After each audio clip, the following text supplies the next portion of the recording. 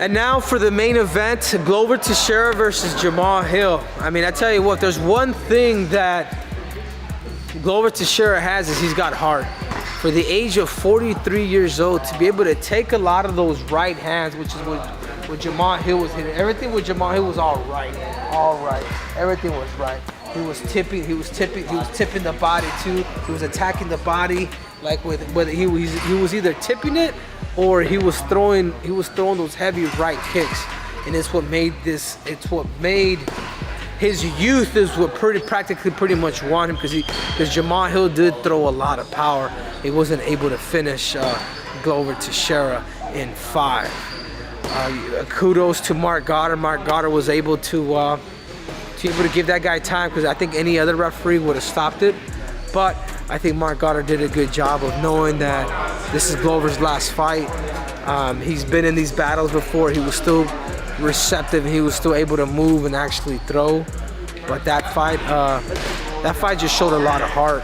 But there was a one round where Glover did get the takedown on Jamahal Hill. He ended up mounting him, but I just feel like it was just a little too late with the sweat, with the blood, and everything. And then eventually, once it got sweaty, as he was in mount, Jamahal Hill ended up escaping, coming out through the back. And once the fight came up to its feet, the threshold was already drained. Glover Texeira didn't have that pop as he did, and I think Glover could have done even though he was trying to wrestle, I think he could have done a better job of maybe just wrestling, just stay on his legs the whole time for the first 2 rounds, and I think that would have really paid dividends. So kudos to Glover Texeira for his retirement, and Jamahal Hill is a new light heavyweight champion of the world, but you have to defend it. You have to defend it, because this fight was almost like a sweepstakes.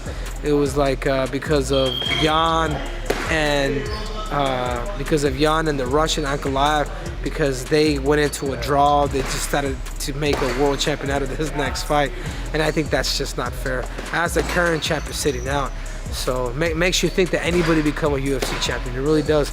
This is why I always go back and say being an Olympic champion is like, you don't get lucky becoming that. You could get lucky becoming, or you could be in the right opportunity to become a UFC champion. But anyways, congratulations to Jamahal Hill. Now you got to defend it against either Yuri Prochazka or Ankalaev or the Polish Power. And I think that's your next fight.